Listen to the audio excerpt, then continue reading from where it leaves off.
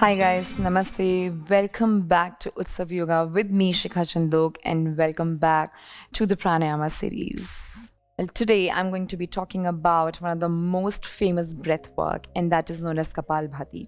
Few yoga traditions have called it pranayama. Few yoga traditions has called it a kriya. It is one of the cleansing kriyas for your mind, body, and soul. Doesn't matter whether it's a kriya or a breath work. All I know is that it is one of the most important breath work for you to actually enhance your life force. So let's get started. Let's see what it does to the body and for how long you should be doing, in the right ways of doing it, when you should not be doing it. So let's just get started. Kapalbhati, as the name suggests, Kapal means skull, Bhati means shining, illuminating. So all we are trying to do is just remove all the toxins and the blockages that is stored around our skull region. We're just trying to empty this completely, because if this is empty, your entire mind, body, and soul is very beautiful, and you're always at a pleasant state, right? So Kapalbhati, I'm sure you all must have read about it. You all must have seen a number of videos about it. Few people do it with 1 second, one stroke, and few have been doing it really fast also. I would say, to begin with, if you're a beginner, adapt an approach of 1 second and one stroke. So per second, only one stroke. And what do you actually do in Kapalbhati? Guys, just know the fact that it is an active exhalation and it's a passive inhalation. So all you're trying to do is you're really focusing on your exhalation here through your nose. And before you do the second stroke, you allow the stomach to just inhale, you allow. So when you exhale, your stomach has to go back in towards the spine. And before you do the second stroke, you allow the stomach to just come out. You inhale passively and then exhale once again. So when I say 1 second, one stroke, I will just demonstrate right now, which is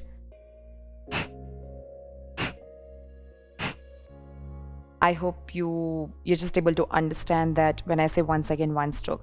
And now I will also demonstrate that when people are really used to this practice, they like to do it slightly faster, which is that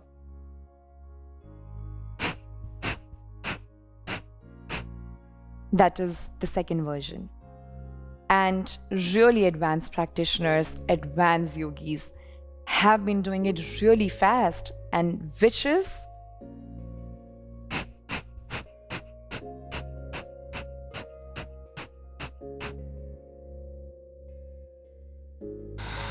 well, that was really fast.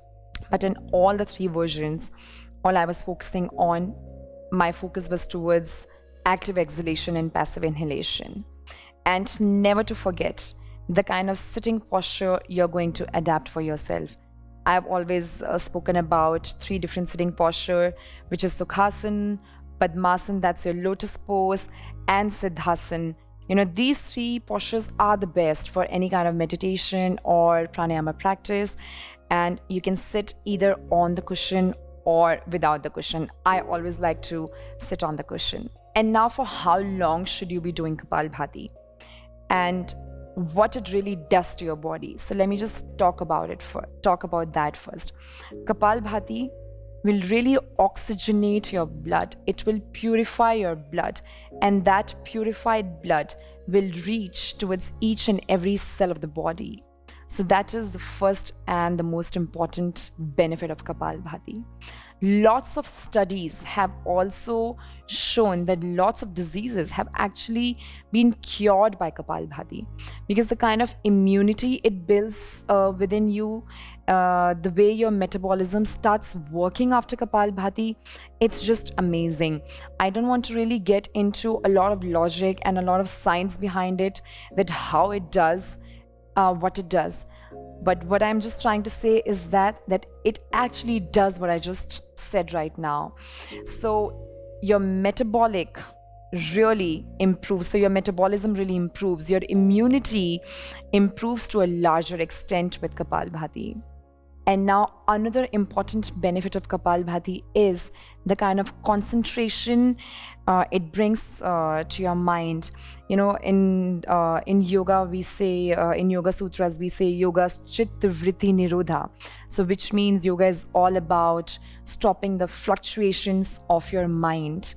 So, when you're actually doing this practice on daily basis, all the fluctuations in the mind which actually stops us, you know, from focusing on the important aspects of our lives, that actually stops. It enhances your concentration. And not to forget, Kapalbhati, the practice of Kapalbhati, it utilizes your abdominal muscles here. So it really strengthens your abdominal muscles. And internally, what it does is actually enhances your digestive system. A lot of people have been suffering from a lot of gastric problems, bloating, constipation. So just know the fact that if you're actually doing Kapalbhati on daily basis, you are supposed to actually feel free from any sort of issues that's related to your digestion. And the kind of mental focus that it brings in your life is amazing, guys. So that's the benefit of Kapalbhati. When you should really avoid doing Kapalbhati is whenever you have any sort of hypertension, or you know, if you're on your periods, because during Kapalbhati you're really contracting your abdominal muscles, and we don't want any kind of contraction during periods. And always check with your doctor if you're pregnant. So pre and postnatal, you should always consult before getting on to such practices. And how many times you should be doing Kapalbhati? If you're a real beginner, I would say that start with 30 strokes, take a break, then do 30 strokes, take a break, and at least complete 5 to 6 rounds. So one round would have 30 strokes, and then gradually increase your time by 30 seconds on daily basis, so that you can actually reach to a level when you're actually practicing Kapalbhati for 15 minutes non-stop on daily basis. And I assure, I can actually guarantee that when you actually reach that level, you wouldn't really face any kind of mental, emotional, physical challenges anymore. So if you are on an empty stomach right now, I invite you to please practice this beautiful practice with me right now. We will keep our hands in Chin Mudra, keeping our eyes closed. I'm going to be using 1 second, 1 stroke right now. To begin with, we will first inhale. Exhale completely. Relax your shoulders. And now we'll begin the practice.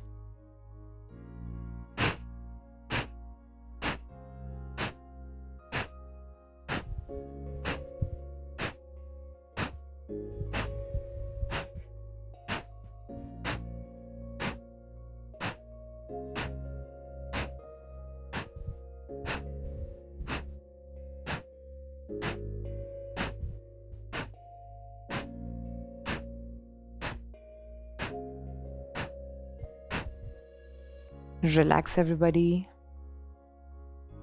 Take a nice long deep inhalation. Exhale.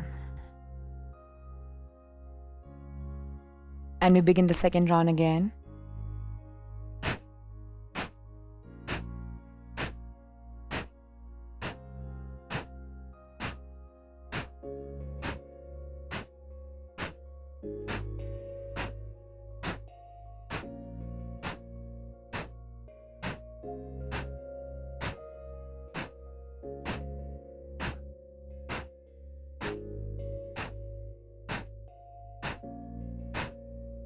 Relax once again.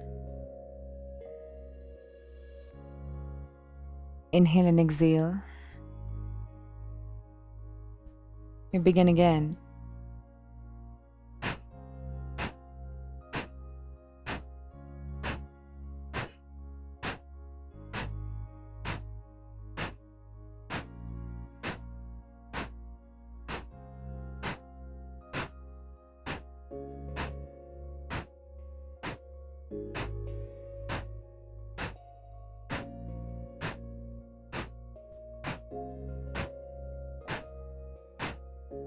Relax again.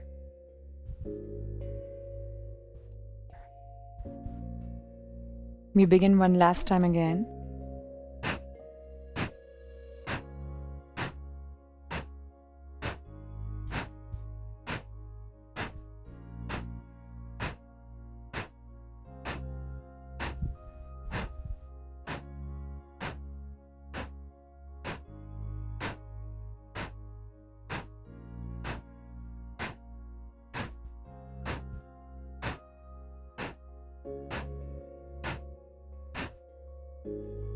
Relax again.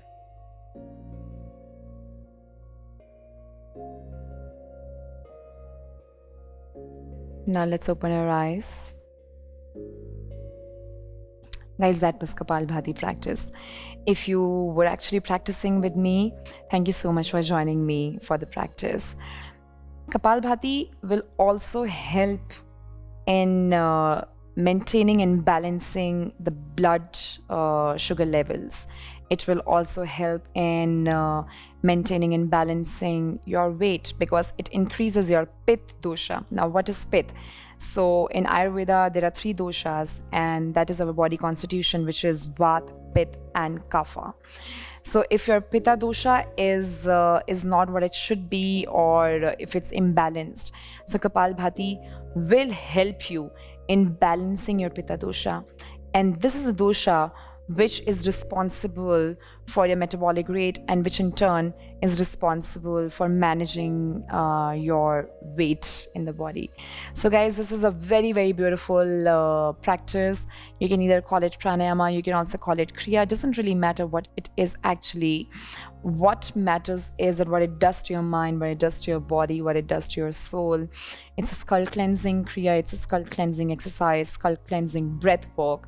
So please take some time out, 10 to 15 minutes. Eventually, on day 1, you don't have to take out 15 minutes. On day 1, even if you just do what we just did right now, which was 4 rounds and 30 strokes, that's enough. And like I said, that increase by 30 seconds to 1 minute on daily basis, and you will automatically notice amazing changes in your mind, in your focus, in your concentration levels, in your productivity, in your daily lives.